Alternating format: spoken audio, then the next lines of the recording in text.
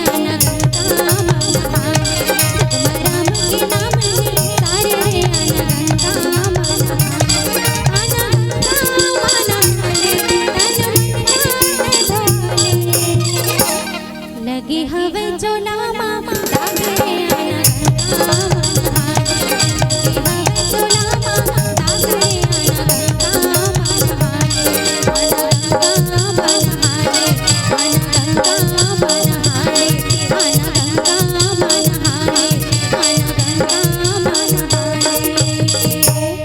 प्रेम से बोलिए लखन सिया रामचंद्र की।